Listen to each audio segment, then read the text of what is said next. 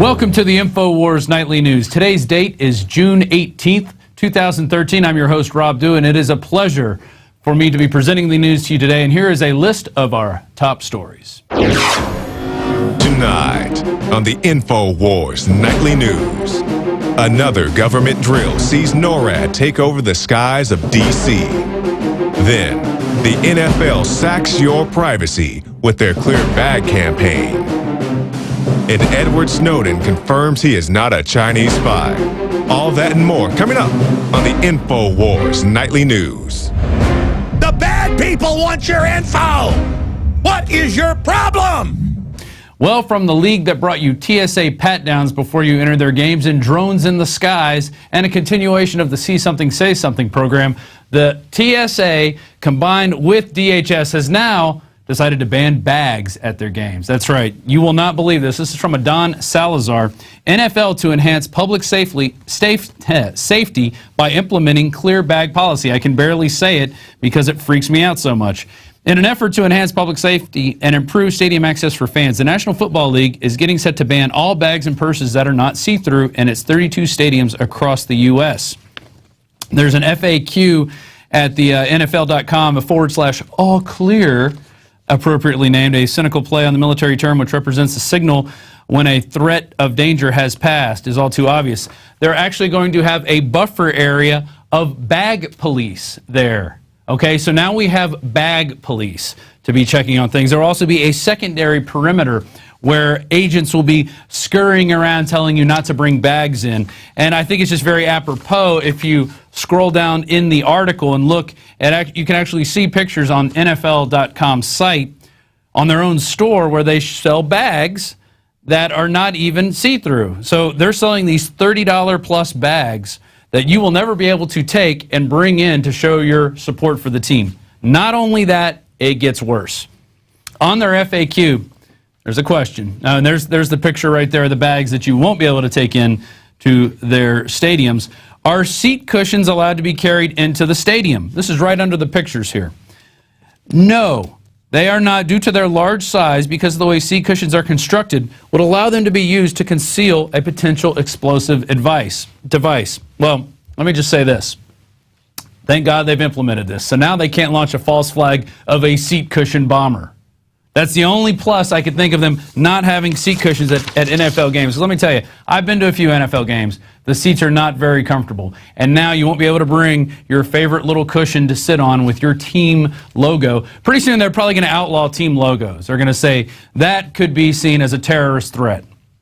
I'm not kidding. Moving on, this is that was a Don Salazar story, by the way. Very good. By the way, Kurt Nimmo writes the next one. NORAD's Falcon Virgo exercise rolls out today in D.C. On June 17th, the Office Assistant Secretary of Defense for Public Affairs announced NORAD exercise for Washington, D.C. to be held today, June 18th, and tomorrow, June 19th. Exercise Falcon Virgo is designed to hone NORAD's intercept and identification operations. And you know how well that looked and that worked during 9/11. And what I like about this article, it goes through a whole list of how the NORAD stand-downs took place and the people that actually brought that out.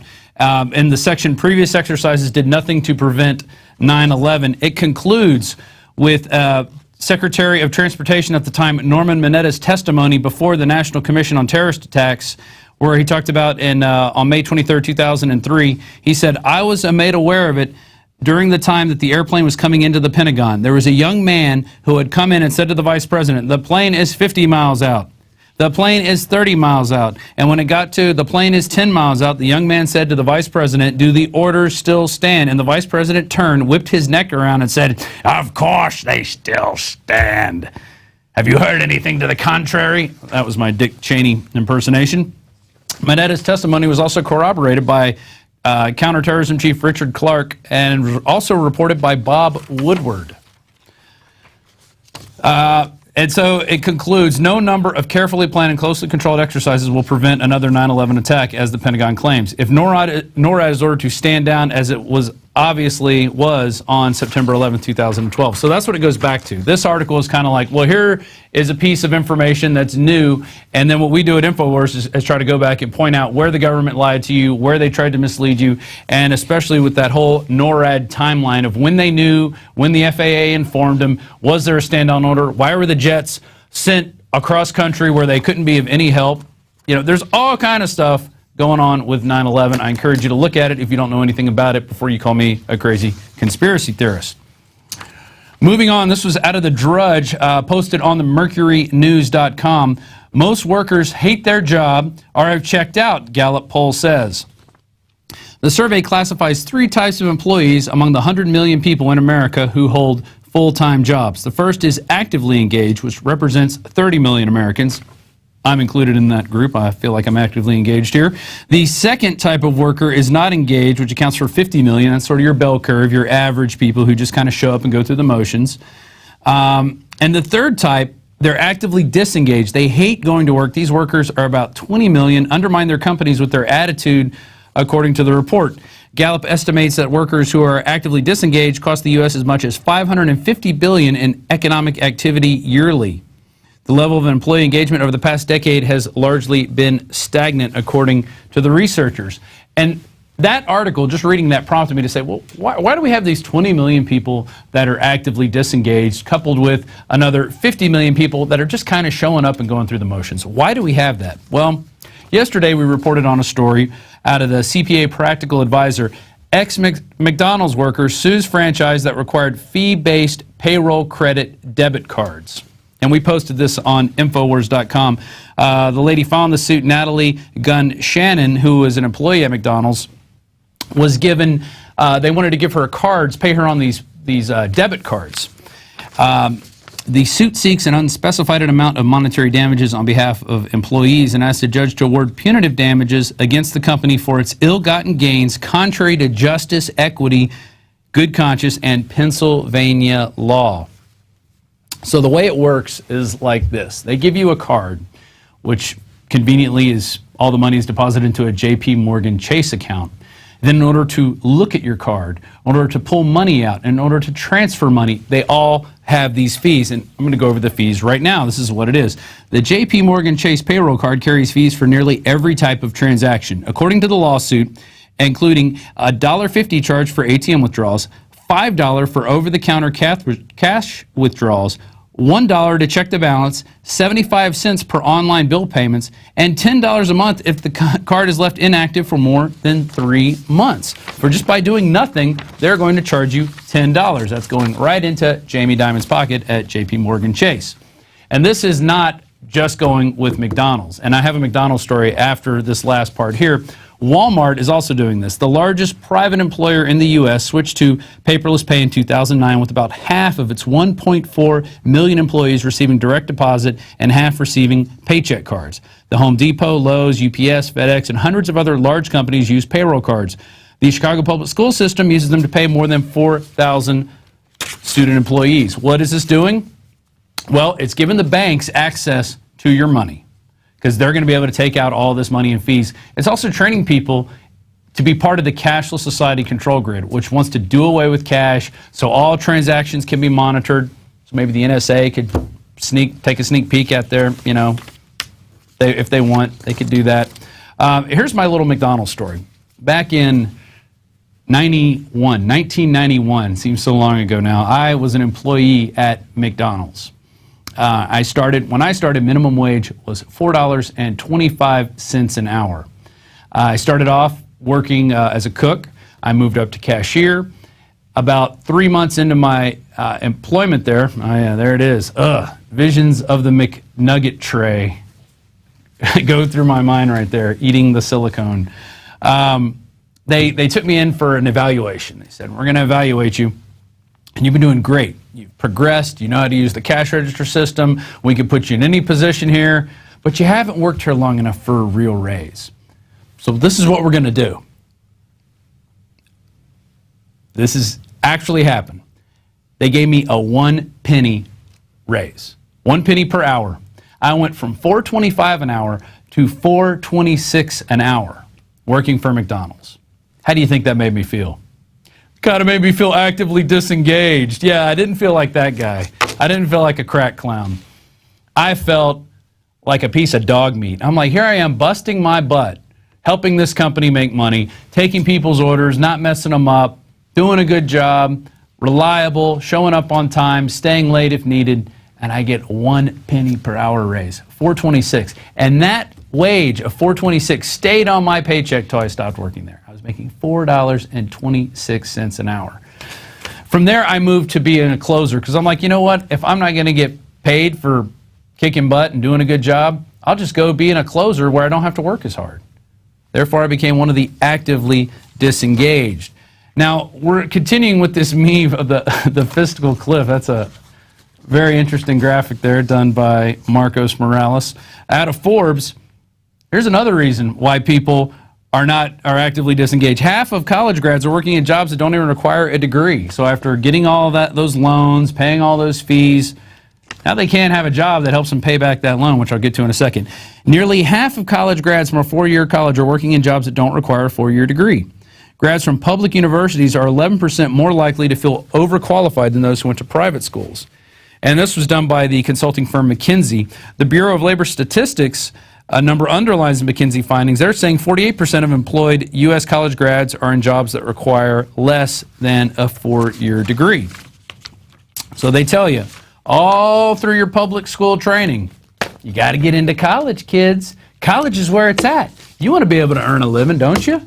You want to be able to get that TV and go on those vacations and go skiing and buy a boat and buy a big house. Well, you got to go to college. If you don't go to college, you can't do any of that. What was that? Oh, that's some magazine art. Oh, that was from our magazine crew, and you repurposed that. Awesome. Which brings me to the next part. Student loan defaults rising despite a way out. And basically, it's those who are 90 days late on their student loan payments. They've gone up to 11.7%. But the actual delinquency of those that are in their grace period or their deferment periods is up to 30%. And this is a study that the New York Fed found. And from 10 years ago, 2004, it was only 20%. So it's jumped 10% in 10 years. And here's a statistic I was blown away by. 2011-2012 school year, students and their families borrowed $76 billion to pay for college, according to the Pew Research Center. And that's just 1 year. Americans owe nearly $1 trillion in school debt. And there you can see down by the numbers, the chart that we just showed up on screen that has the breakdown. So we have 70 million people disengaged, pretty much kind of floating around in their workspace. Why? Because they're in jobs they don't want. They're jobs they're overqualified for because they've been sold this dream that, you know, you have to go to college and you have to be in debt in order to make any money. And, well, another reason is, as we go to the Atlantic, America Jobs Dilemma. Employment up, but wages are down. So more people are working for less than there were. Isn't that amazing? Employment increased nationally by 1.6% or 2 million jobs in the year September 2011 to 2012. But weekly wages for the country as a whole declined by 1.1%. That may not seem a lot, but that is big if you accumulate that over the year and throughout the nation.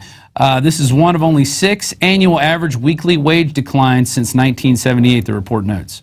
Wage declines above all industries, save for the information sector, saw a modest increase of 1.3%. Employment increased nearly 84% in the largest counties over the same time frame, yet among those largest counties, nearly the same percent saw over the year declines in average weekly averages. So we've been sold by our controllers, by the banksters, that we have to, that if we do a good job, if we work hard and we play fair, we're going to get that golden spoon. We're gonna be able to afford all those things that they show us on TV. But in actuality, the now deceased George Carlin put it best by saying this. Because the owners of this country know the truth. It's called the American dream because you have to be asleep to believe it. Because you have to be asleep to believe it. That's it. The American dream is fake. It doesn't exist. The bankers have stolen it from you. They are the real owners of this country, and they're going to do what they want unless we wake more people up and we turn this thing around. That's the only thing that's going to change. We have a new film coming out called State of Mind. It's a DVD from the guys who did Oklahoma City, A Noble Lie. This is 10 times better than that, and that was a great film. They really did a lot of research, really got the interviews. This, they went even one step further. They reinvested the profits from that into their next film, which is what you should do if you want to be a filmmaker. But for a limited time, and we're going to play the trailer here in a second, Alex is going to talk about it. When you get State of Mind, you order that. We're also going to throw in American Dream, Fighting the Lying Liars, One Stupid Lie at a Time. And this is about a 35-minute documentary on the Federal Reserve and how it was into being, but it's done animated style. And it starts off with a guy who loses his house, loses everything. The bank is foreclosing, and he thought he was getting the American dream. But remember, you have to be asleep to believe it. So we're going to go now to the trailer. And when we come back, I'm going to have a little bit of a message on Operation Paul Revere, a quick update for everybody out there. So stay tuned after this trailer. Infowars.com, because there's a war on for your mind. That has been my maxim since we started Infowars.com back in 1996, because there is a war on for all of our minds. Advertising is a basic form of propaganda, but there are dozens of other types of even more sophisticated. And most of the public is not even aware that this is happening.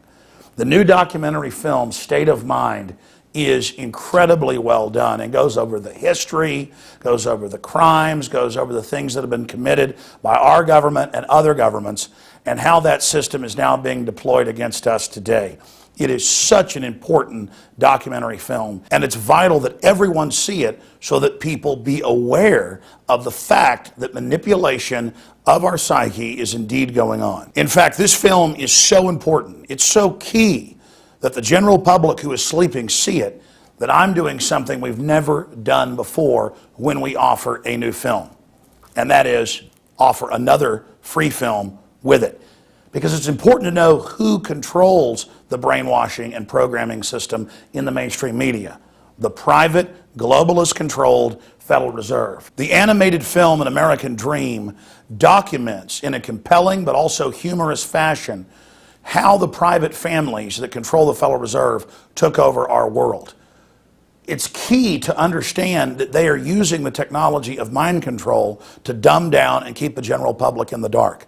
And that's why for a limited time, when you order State of Mind, the full-length documentary film at Infowars.com, you will get American Dream, Fighting the Lying Liars, One Stupid Lie at a Time, absolutely free. 2 films, 1 price, exclusively offered at Infowars.com. Are we choosing our own paths, our own destiny, or has it been pre-selected for us? C.S. Lewis said, when training beats education, civilization dies. We need to always be cognizant of, as a free society, that information can be used as a weapon. Barrier to discovery is not ignorance. It's the illusion of knowledge. We are seen as nothing but biological androids. To gain control of education in America, not for a philanthropic purpose, but to change the thinking of the American people. From the time we're very young, we're taught to, worship authority, basically, because that's our key to survival as young children. Discover the history, the present, and the future of mind control. From compulsory state education to the Hollywood media brainwashing machine, we are kept in perpetual bondage to the ideas that shape our actions. And the CIA scientists could actually film people who had been surreptitiously dosed with LSD. There's a brain entrainment process that takes place. That gives the government free rein to create whatever story or narrative it wants to create. Whatever the public face of something is, whatever they're talking about publicly, there's something else over here they're probably not looking at. How to engineer the opinion of the American people so that they would fully endorse, not only endorse, but demand a war. When you watch mainline establishment television, you are putting yourself in front of the barrel of a gun. Discover the history, the present, and the future of mind control, psychological warfare, brainwashing. Are we controlled and manipulated? You bet. That's mind control, par excellence. Find out how deep the rabbit hole really goes with this new groundbreaking documentary film, State of Mind. Available exclusively at Infowars.com. We are in an info war, and that's why I am promoting and distributing the film State of Mind. So for a limited time, when you get the new documentary film, State of Mind, at Infowars.com, you will get the animated historical documentary, The American Dream, absolutely free. A powerful combo guaranteed to expand your awareness and wake up your friends and family. Pre-order State of Mind today, exclusively available at Infowars.com and InfowarsStore.com. Secure this powerful tool in the fight for liberty at InfowarsStore.com. And when you get State of Mind, you will also get the animated documentary historical film, American Dream, absolutely free. And you'll be supporting Infowars.com and our media operations as we attempt to expose the globalist at a higher level. And you'll also be supporting independent filmmaking and the great work of these filmmakers.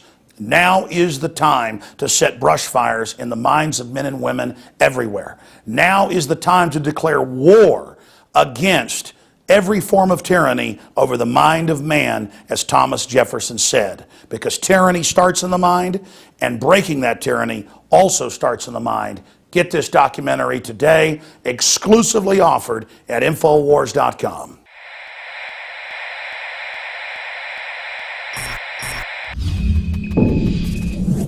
So there you have Alex Jones explaining why he got in with these guys to help them promote their film, because by promoting works like this and other people's films, we're all going to wake more people up, and that's going to change our country. So we don't have to make films about this. We can make films about art or nature or, other things in the future. But right now we do have a job to do, and that is to wake people up to what is going on, to the real controllers, how they're being programmed, how to break their programming. Because a lot of people, they'll lose hope. They'll be like, oh man, all this stuff is bad. What do I do? You become independent.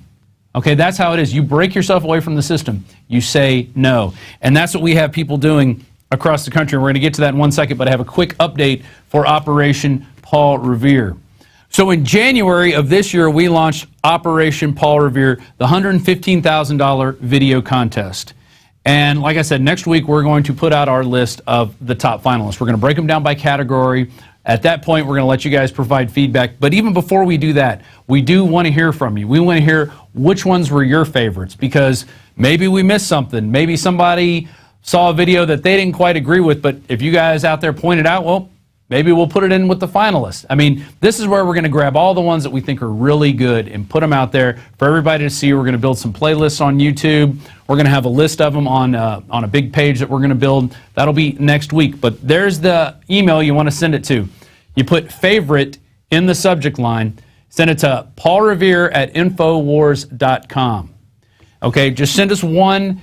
If you want to send us another email with another one, that's fine. But just send one video at a time. Don't send us 15 videos, because then we're not even going to look at your email. One video. Send us one video that you like, that you think is the best out there. Because we like to hear your input. There's a lot of people out there, a lot of great patriots that have put these videos together, that put them out there. So send this out. Send this out to your list. Get people involved. Get them activated. paulrevere@infowars.com.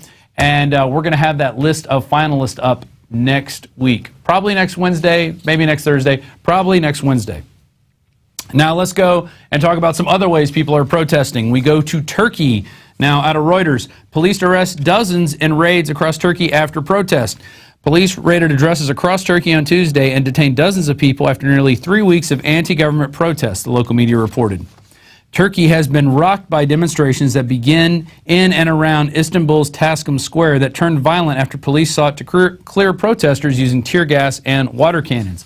Why were the protesters there in the first place? Does anybody ever ask that? Is that even in this article? No, it's not. Basically, these developers wanted to come in and cut down a bunch of trees in Taksim Square. And a bunch of people said, you know what? We don't want you to cut down these trees. These are protests that are happening everywhere. There was one in Germany a few years ago where these people said, no, we like this 100-year-old forest. We want to keep it. And they chained themselves to the trees and had to sit there and fight it out with these loggers. I'm not saying it should be like that everywhere, but this is a public place. This is not private property. So The people have a right to say what they want to do with their public spaces. Prime Minister Tayyip Erdogan said in a speech on Sunday before hundreds of thousands of protesters in Istanbul that the disturbances have been manipulated by terrorists. I would say different. They're manipulated by police using tear gas and water cannons on people who weren't being violent, on people who were just stating their opinion. And when they started beating them with batons and shooting rubber bullets at them and hitting them with tear gas and water cannons, well, they reacted. And that's the reaction that police brutality usually gets. People usually do start turning violent when you start hitting them with a stick. They don't like that. But in a turn of events, out of The Guardian, Turkish man inspires hundreds with silent vigil in Taksim Square. This guy, this is what he's doing. This is the way to do it. You stand up against the machinery and you refuse to comply. Erdem Gündüz, dubbed the Standing Man, stages 8-hour vigil and is joined by 300 people during a silent protest. A Turkish man has staged an 8-hour silent vigil in Istanbul's Taksim Square, the scene of the violent clashes between police and anti-government protesters in recent weeks, inspiring hundreds of others to follow his lead. By 2 a.m. on Tuesday, when the police moved in, about 300 people had joined him. 10 people who refused to be moved on by police were detained. But that's what you have to do. Sometimes it takes a detention. Sometimes it takes getting arrested for standing up for what you believe in. And especially as long as you're nonviolent, you're going to be in the right. In the end, the people will be with you. Now we see this going on across the ocean, the Atlantic Ocean, going into Brazil. From the New York Times, thousands gather for protest in Brazil's largest city. Protesters showed up by the thousands in Brazil's largest city on Monday night in a remarkable display of strength for the agitation that began with small protests against bus fare increases, then evolved into a broader movement by groups and individuals irate over a range of issues, including the country's high cost of living and lavish new stadium projects. That's what happens when you have socialist government. You get lots of stuff for the rich people and not a lot for anybody else. But they don't tell you that when they're selling it to you. They tell you everybody's going to get a little slice of the pie. Yeah, you're going to get a slice of the pie that you can't even see. It's smaller than that. The demonstrations in Brazil intensified after what? A harsh police crackdown. Last week stunned many citizens. In images shared widely on social media, the police here were seen beating unarmed protesters with batons and dispersing crowds by firing rubber bullets and tear gas into their midst. We actually have some video of that we can go to. And this is kind of what happens. When police start beating up people who are being peaceful protesters, they get irate. And when you start sharing those images across social media, well, they're going to get more irate, which is going to lead to more police crackdowns, which is what's happening in Turkey. But isn't it interesting how you have two different countries on two different sides of the planet, both have harsh police crackdowns when they're staging protests, and the protests get bigger and turn into riots. This is coming to the United States, okay? You may not see it now, but this right here, this is what's coming. In fact, if you were in Pennsylvania, in Pittsburgh, Pennsylvania, in September of 2009, you saw pretty much the same thing, except they weren't shooting rubber bullets at us. They were just firing tear gas and using sonic weapons. But this is coming to the USA, mark my words. This is what's going to happen as long as we let the people, the bureaucrats, stay out of control and stay corrupt. Moving on to one of our final stories, this is out of ABC. NSA Leaker Edward Snowden, I'm no Chinese spy. The 29-year-old former NSA contractor made the quip during an online question and answer session hosted by The Guardian. He said that the U.S. calling him a Chinese spy is a predictable smear meant to distract from the issue of U.S. government misconduct. And that's what happens. You attack the messenger. You don't go, hey, maybe we should look at the NSA and why they're spying on millions of people without a warrant and no due process. No. We're going to attack the guy that actually came out and said it.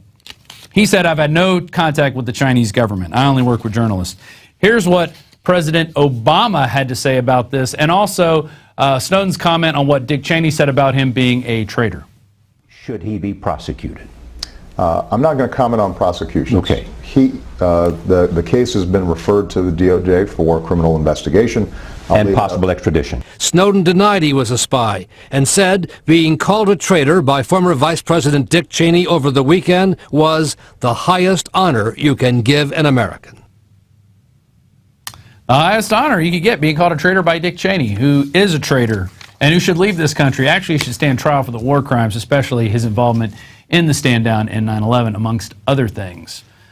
But that'll never happen because Dick Cheney is privileged and you're not. I got one final article, and this was brought to me by my son last night. He came up to me and said, Dad, there's a lake in Pflugerville, and they found a barrel of toxic waste in it. It was actually labeled hazardous waste. They pulled a 55-gallon barrel that was discovered in Lake Pflugerville, which is, that is the water supply for Pflugerville. They get their water from there. The reason I bring up a local article about, the local water supply is there's one thing you can do to make sure you're getting healthy water, and that is to get a ProPure system. I told my son, hey, we have a ProPure system at our house. Yes, we're pouring tap water in, but you know what? Anything bad in there is getting filtered out. Now, I don't know if it's going to filter out hazardous waste. It doesn't look like that's going to be a problem, but it prompted him to be concerned. He saw that on the news, and he said, Dad, I'm worried. They said they found a white barrel and it had something on it. He wasn't sure, he doesn't know what hazardous waste means, but he said there was something on it, and they said it was bad and that they were analyzing it, but they weren't sure if it broke open and if it contaminated the water supply. Well, by having a ProPure system, you're going to be better off than most people. Say there's a contamination of algae, which happens in some water supplies. Say they put too much fluoride in or put too much chlorine in, or God forbid there's some sort of like natural gas or gasoline that gets into the water supply. Sometimes this stuff does not get filtered out. In addition to all the other stuff, the ProPure filters also filter out the pharmaceutical products, all the other crap that gets into our water supply from people using Big Pharma's system. So I encourage you, if you're out there and you haven't got one yet, do get the ProPure system. We are now offering 10% off, which we have been offering this for a while, with promo code WATER. So be sure you do get one. And we end tonight with the quote of the day from our president back in the 50s, Dwight D. Eisenhower. I don't know the number he was, but I know he was like 50 to 54. If you want total security, go to prison. There you're fed, clothed, given medical care, and so on. The only thing lacking is ... freedom. That's right. You want total security, go to prison, because you're not going to get it anywhere else in life. Democrats will have you believe otherwise. They have you believe there's TSA agents everywhere sticking their hands down your pants, we'll all be safe, but that's not the case. If you're watching this on YouTube, please consider becoming a member of PrisonPlanet.tv. It's very easy to do. All you go is to PrisonPlanet.tv. We have a 15-day free trial, and you can share your username and password with up to 11 other people. So do that today. If you're watching this on YouTube, support the show, support the broadcast. It supports everything we're doing here. It supports building new studios. It supports flying people here. It supports getting the word out. And then you could go on and use Prison Planet as your own resource. You can grab videos. You can make your own videos. You can download the movies. You can download Alex Jones' radio show. I mean, we have it all there. The rants, the ebooks. Everything is there for you. PrisonPlanet.tv. We're going to go to break, and when we come back, Ann McAdoo is going to be sitting in this seat, and she's going to interview Russ Baker, who's an author who wrote about the Bush family a few years ago. We had him here in studio, actually, a good many years ago. So it'll be interesting to see what they have to talk about. He recently wrote an article, and Leanne brought it to me and said, we need to get this guy on the show. We need to talk to him because he thinks Obama is a good man. So you'll get to see how that goes right after this short break. Now you can watch Alex Jones live at Infowars.com/show. You'll find links to all of our content there and a free 15-day trial for Prison Planet TV. You can also browse the network, the Infowars Nightly News, and over 60 movies and documentaries all together in one place. You can watch the Alex Jones radio show live as it happens. So check it out, Infowars.com/show.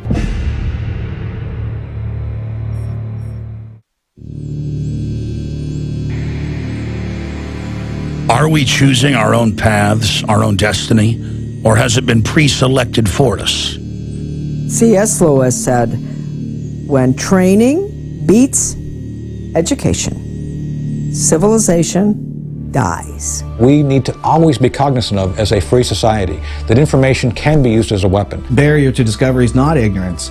It's the illusion of knowledge. We are seen as nothing but biological androids. To gain control of education in America, not for a philanthropic purpose, but to change the thinking of the American people. From the time we're very young, we're taught to, worship authority, basically, because that's our key to survival as young children. Discover the history, the present, and the future of mind control. From compulsory state education to the Hollywood media brainwashing machine. We are kept in perpetual bondage to the ideas that shape our actions. In the CIA, scientists could actually film people who had been surreptitiously dosed with LSD. There's a brain entrainment process that takes place. That gives the government free rein to create whatever story or narrative it wants to create. Whatever the public face of something is, whatever they're talking about publicly, there's something else over here they're probably not looking at. How to engineer the opinion of the American people so that they would fully endorse, not only endorse, but demand a war. When you watch mainline establishment television, you are putting yourself in front of the barrel of a gun. Discover the history, the present, and the future of mind control, psychological warfare, brainwashing. Are we controlled and manipulated? You bet. That's mind control par excellence. Find out how deep the rabbit hole really goes with this new groundbreaking documentary film, State of Mind. Available exclusively at Infowars.com. The important thing about the Pro One filter today is that the material we use for removing fluoride and other heavy metals now will remove the latest form of fluoride called hydrofluorosilicic acid. There's no other fluoride reduction filter out there that will remove that type of fluoride. And it's extremely important because today we're hearing more and more cities are using that form of fluoride. We've been having medication forced on us through the water system for quite a while. Most people don't realize it. Most people don't realize the negative effects of fluoride. There's a wide range of health effects that are attributed to fluoride. Bottom line, why should somebody get this new Pro One Pro Pure filter? The reason to buy the Pro One, it's an all-in-one filter. It's convenient, easy to use. It doesn't require the add-on fluoride filter. And in addition, this filter removes the latest form of fluoride called hydrofluorosilicic acid.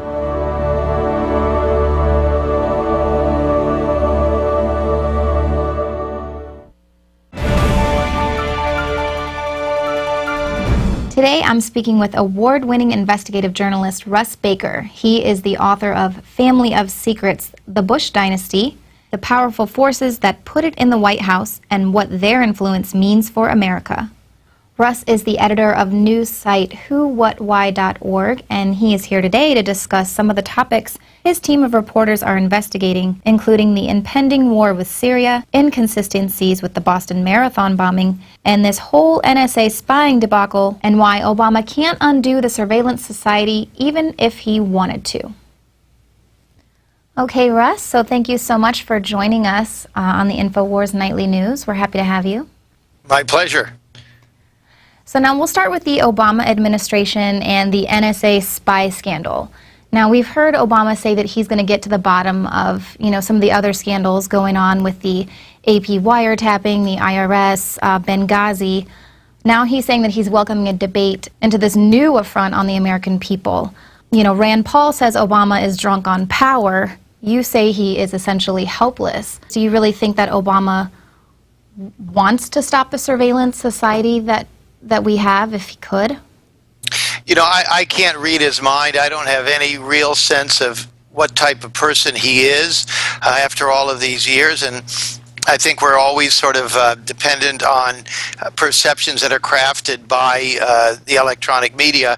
But my sense is that even if he wants to do something, and I'll give him the benefit of the doubt on some of the promises that he made when he was running for office, and in fact his criticism of George W. Bush on very similar surveillance policies, I think realistically he just can't do anything about it. In fact, that has been a theme in my work and in our work on whowhatwhy.com. That if you look back historically, you'll see all the way back to Franklin Roosevelt, he was basically warning that his hands were somewhat tied by people in the financial centers. He wrote a letter to Colonel House, the former chief aide to Woodrow Wilson. He said, "You and I both know that the real power in this country resides not in Washington, but in the great financial centers." Dwight Eisenhower, I think, was very much under the thumb of these same interests, and took a very bold move as he was leaving office with his famous military-industrial complex speech. So I think that all of these presidents centers essentially are very limited in what they can do. To some extent, they're actors chosen for their ability to perform publicly, and I think that whenever, on the rare occasion, we've had someone like a Roosevelt or particularly a John F. Kennedy who challenged these power centers, they quickly were put in their place, sometimes violently. I think that to some extent the range of the permissible is such that the people from both parties are essentially wings of the same party, and that they understand that that really all they can do is wiggle a little bit, and that's why you don't see huge differences in the kinds of policies, by and large, being proposed by cabinet secretaries and top advisors. I think that's just a reality, and so we certainly see that in carryovers. Even John F. Kennedy, many of the people in his cabinet were Republicans or were carryovers from the Eisenhower administration. It was just a shuffling, really. Right. So I guess if Obama is blocked, then that means democracy itself is blocked. I mean, doesn't that signal sort of a problem? I think so. In my book, Family of Secrets, I look at the rise of the Bush dynasty, and I connect it to all kinds of traumatic events in this country, including the assassination of John F. Kennedy. The issue is that we don't really understand these big events. We don't understand what is going on, and we don't really recognize domestic coups when they occur. This sort of thing causes dissonance with a lot of people who like to believe that this country is so much better than other countries, that those sorts of things don't go on. But in fact, it's reasonable to assume that the very same people in this country who think it's perfectly okay to go into other countries and mess about with their democracies and overthrow their leaders would not hesitate to do the same thing in this country. I think because the stakes are so much higher and it's so much riskier, that those kinds of things are much more carefully planned and carried out. But I think that any person who becomes president would have to be a complete idiot not to realize that they are expected to do certain things. Now, I know that Who, What, Why has been reporting for about 2 years, saying that the Obama administration was not to be trusted in giving the whole official narrative of why they want to oust Assad for humanitarian reasons. And so what do you think about the New York Times basically reporting that Obama finally had to succumb to tremendous pressure to get involved in Syria? Right. Almost everything you read in the mainstream media are calculated leaks. So they start by leaking things that indicating that they're going to be moving forward with military aggression against the Assad regime, and then they leak that Obama didn't really want to do it. These are all calculated. So, for example, whether or not Obama wanted to do it, that leak, that last leak you referred to, is designed to mollify his base, those who still believe that he's basically a decent guy and that he still has some kind of power. And so it's very important for them to and so instead of him saying, I had to do it because the generals forced me or Wall Street forced me or what have you, he says, I had to do it because Bill Clinton pressured me, which is quite funny. And of course, that's setting up Hillary Clinton to run for president herself. But what really is going on is that none of those wars are about humanitarian things at all. They never have been. They never will be. Frankly, nor should they be. If you or I were sitting in the Pentagon or the National Security Council, we were discussing what to do in other countries, we wouldn't be discussing human rights and how to make people in Pakistan happier and so on. We'd be talking about so-called national security, which broadly defined is what benefits the United States, which more narrowly defined means what benefits those who have the most power in this country. And that really comes down to a continued policy of a kind of an imperial approach. And the United States isn't alone on that. I think China and Russia and so forth, we're all battling for markets and resources. It's been that way since time immemorial. Exactly. And so what do you think about the ties between the mainstream media and the Obama administration? The president of CBS News is related to his aspiring novelist turned deputy national security advisor, Benjamin Rhodes. So it seems like the mainstream media is sort of getting us warmed up to go to war with Syria, or initially it was Libya. And what do you think about that? Well, that's quite right. In fact, I mean, I think we can see that the mainstream media has learned nothing from its errors and then subsequent mea culpas over Iraq and all the other things that they got wrong and how they were tricked, perfectly happy to continue along that path. And we see that with Libya, on Who, What, Why, we've been I think we were quite early to that story and still are virtually alone in reporting that that was never about the Gaddafi policies towards his own people. It was always about other geopolitical and strategic considerations. We detail that quite heavily in an article you can find on the right-hand side of our site, Who, What, Why. Also, Syria, other issues in play, but again, strategic calculations. And the media, for some reason, I'd like to say it's inexplicable to me, but I think it's perfectly explicable. The way our media is structured, it's dependent primarily on funding from wealthy interests, from the patronage of wealthy consumers and so forth, and that really is where their bread is buttered. And so they're going to do some good reporting. There's no question. I mean, I've worked in the mainstream media. I have plenty of friends in it. I made a decision to leave it and to start Who, What, Why because I felt that we were constrained. We weren't able to tell the whole story. So you'll see bits of the story there, but you've got to really kind of step back and take your own reading to figure out what really is going on. Right, and so you guys are doing a lot of investigative journalism and uncovering the news, basically the things that the news fails to report on or just kind of covers. For instance, you all are digging a little deeper into some of the inconsistencies with the Boston Marathon bombings. We've covered that here at Infowars as well, so what else can you tell me? Well, sure. I mean, so we're sort of old-fashioned journalists. There are many, many outlets, of course, that comment on the news and express their opinions and speculate.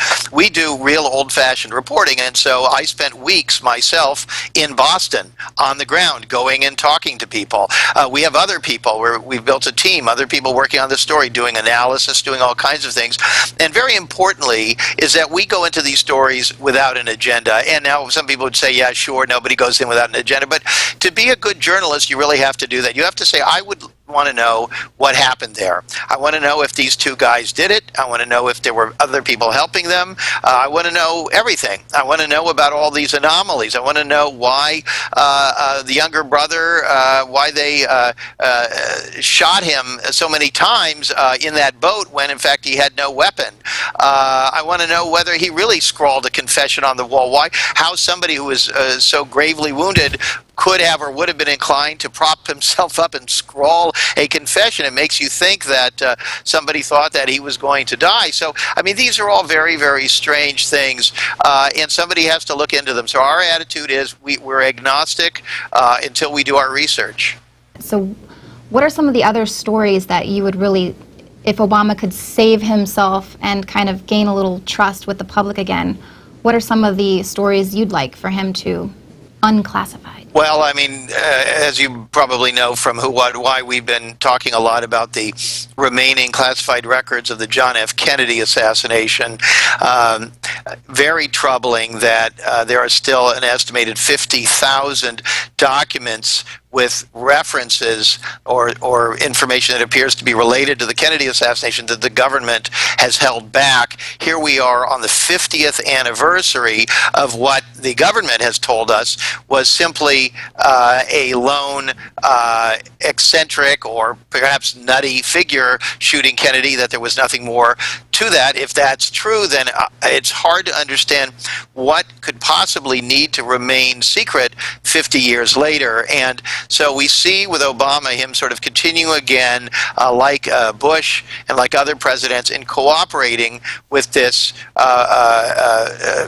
what I guess you would say is a policy of assuring us that it's better that we don't know, that for democracy to work well, we need to be protected from ourselves. We don't have good judgment as to what it is that we can know. And of course, they're always referring to America's enemies, but I'd love for them to articulate who are America's enemies who would gain if they released all the records on the John F. Kennedy assassination. So what do you think we would actually find if those documents were released? Well, I was, again, agnostic on the Kennedy assassination, as I am on most topics, until I happened upon it in a sort of bizarre way while researching the Bush family and discovered that George H.W. Bush couldn't remember where he was on November 22, 1963. I decided to just figure out where he was, because I know that everybody over the age of 5 remembers where they were when they heard about the shooting of Kennedy. And so that took me down this kind of rabbit's hole, and I became fascinated with the Kennedy assassination. I spent some years on it and have actually about 5 chapters in Family of Secrets on the Kennedy assassination. I have become convinced that, in fact, that was essentially a coup d'etat, that, in fact, elements of military intelligence and of other spy agencies, the CIA and the FBI, at least were involved in covering it up, also involved with the autopsy in order to hide the fact that there were multiple bullets hit Kennedy from more than one direction, all of which points to the fact that it was an organized hit. And so I think that that is even shown from some of the documents that have already been released by the diligent efforts of amateur researchers sort of connecting the dots. And I think that whatever those remaining 50,000 are, they must be pretty explosive. I'd certainly like to take a look at them. Well, I know we would all definitely love to get to the bottom of that story as well 50 years later. But now the New York Times has sort of said people who question the official story are just conspiracy theorists. So how do you reconcile that, being an award-winning investigative journalist? Now they're calling you conspiracy theorist. Well, I don't know if they're specifically calling me that, but the general message has been put out consistently over the years, and they've stepped up the effort this year to sort of remind people that asking questions and not trusting the official story is dangerous. And so this term conspiracy theory is one that I personally abhor, because it's actually too useful words. Conspiracy meaning 2 or more people getting together to commit a crime, which is not a fantasy, it's a reality, and it's prosecuted in courthouses throughout the country on a daily basis. And theory, which is how we learn and how we come to understand things. So conspiracy theory really ought to be a neutral term referencing attempts to understand how crimes are committed. And it's sort of tragic that that term has been taken over. It's now what you might call a dysphemism instead of a euphemism. It's a word or a phrase that automatically sort of taints whoever you apply it to, and it just shuts the discussion down. Now, I'll be the first to say that I am not a fan of those who believe that there is something sinister going on with everything that that person themselves is not involved with. I don't think that's healthy, and I think there's been too much of a growth industry in that in this country. But I do think that we have to go in with an open mind and accept that sometimes people in the government are doing good work, and exactly what they tell us is the truth. I think it's very, very important to appreciate that the government is full of millions of people just like ourselves. But at the same time, be open to the idea that there are individuals, whether it's in the civilian parts of the government or the military or the CIA or in private industry or in nonprofits or anywhere else, who have untoward agendas. And I think that that's the important thing. And I think that places like the New York Times, which sort of disparage people who want to know, could all of these shootings throughout America's history, could they all have been lone kooks? When we look at other countries, we see that most of them eventually are settled as having been hits by powerful interests to remove people. And the idea that none of these people, whether it was Martin Luther King or Robert Kennedy or John F. Kennedy, or even statistically, if you look at small plane crashes, statistically, a disproportionate share of those are labor leaders and sort of liberal politicians. That's actually a fact. Or they're conservative politicians who fell afoul of their buddies, people who were on the Warren Commission, people like John Tower. It's a fascinating subject, and to think that nobody would ever be requested or inclined to go and take a screwdriver and loosen a bolt in an engine or something. I mean, that's preposterous. And what kind of journalists just dismiss any consideration of these scenarios? I would say that they are the ones that are irresponsible. Yeah, we're seeing a lot of that irresponsibility in journalism. Yeah, I mean, I think so. You know, journalism is like anything else. It's funded largely by wealthy interests and by the capitalist system, and that means that there are going to be limitations on what people can report. Those of us who have worked in the mainstream media know that we try to do the best job we can, but we understand there are limitations, and we self-censor, or our editors, in usually only slightly subtle terms, inform us of when we've gone too far. I remember one story, an editor said to me, go out and bring me a big story. I brought him something which I thought was very big. He looked at it and he said, that's too big. So, Russ, you covered the fall of communism in East Germany, and you likened the fall of that surveillance society to something that we could achieve here in the U.S. How so, and do we stand a chance? I think my point is that I and many other people have grown increasingly nervous as we see our so-called enemies having become freer and freer, and us become less and less free. There's a certain kind of an irony and a paradox in that, of course, and some poetry as well. But I think that these measures that are being taken increasingly to supposedly protect us do not protect us. They essentially enslave us. I think they have a very hard time showing us that we are safer, showing that even if we are safer, that these kinds of measures and this kind of total surveillance of all of society to catch a few people is actually worth it in the long run. If you ask people, would you give up your freedom to ensure a slightly lower risk that you will be blown up? I don't think people would.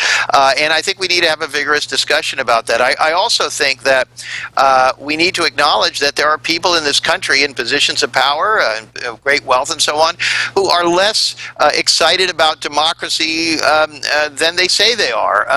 That they were supporters of fascists and others, perfectly happy with a Pinochet or a Franco, and so their commitment to democracy is something that I would question. And I think that when they're pushing for knowing more and more about us, and at the same time, paradoxically, telling us less and less about our own government, we have reason to be deeply, deeply alarmed. And I mean, I do support having security measures that are necessary, but I think we need to have much more accountability. And I think that one of the things I saw when I was in East Germany, I referenced this briefly in a recent article on Who, What, Why, is that I was there literally before the wall came down, and I saw when there was a break and there was a sense that they could be free, that individuals began stirring and they began taking action. And I saw young people who would put on ski masks and then get on buses and hand out leaflets. And I attended a meeting with a Christian church leader there and his congregation, where sort of a covert meeting where they began discussing what they might be able to do and so forth. And it was very exciting to see. And I think it's sad that in this country more people don't step up and do something. And it's really not enough to just sort of complain. You have to get involved. And the reality is, if enough people made their voices heard, went out in the streets, were more active on the internet in terms of sharing important articles with other people, I think at some point the elected representatives would have to respond to that, would have to listen, and we might have a real fighting chance to preserve democracy before it's too late.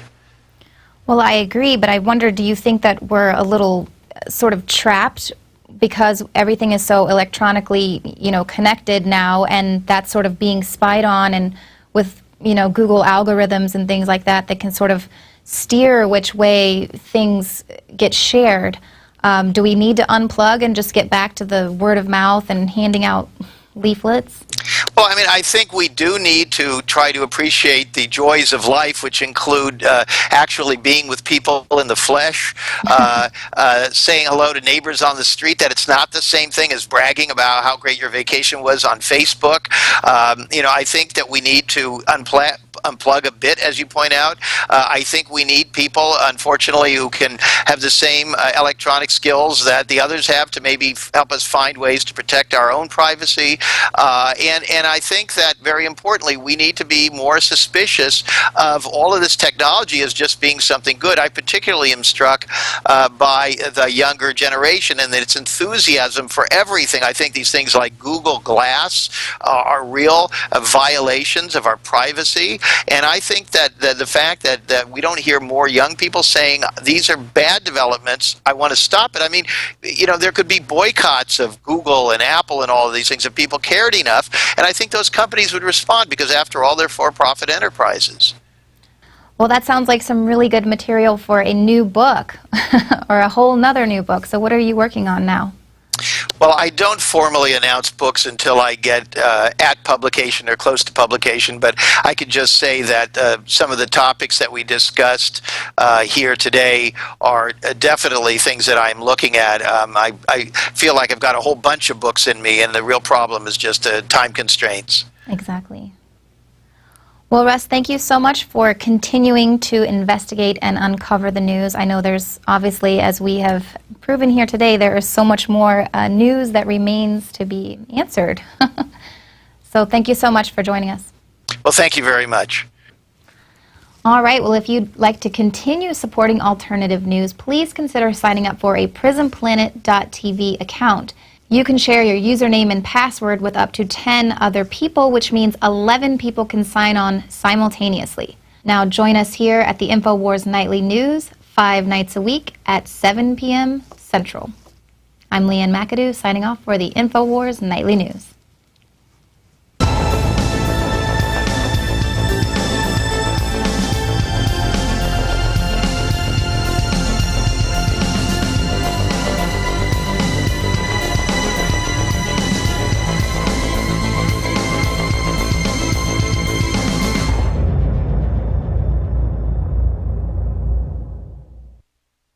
Now you can watch The Alex Jones Show live as it happens at Infowars.com/show. You'll find links to all of our content there and a free 15-day trial for Prison Planet TV. More than 60 movies and documentaries all in one place at Infowars.com/show.